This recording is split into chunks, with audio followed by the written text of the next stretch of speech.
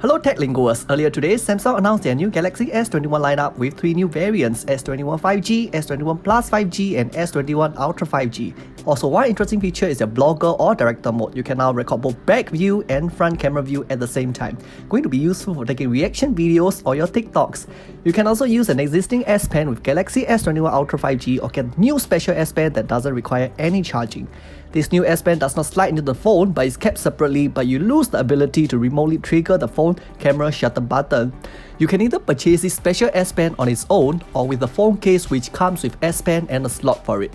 To go along with their 3 new smartphones, Samsung also released Galaxy Buds Pro in 3 different colors: Phantom Black, Phantom Silver, and Phantom Violet.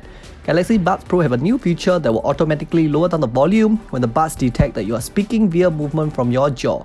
That was a quick wrap up of the Samsung Galaxy Unpacked event, and let us know what do you think of their new devices, especially the jaw's movement detection. For your daily digestible tech news, follow us on our social media links found in the description.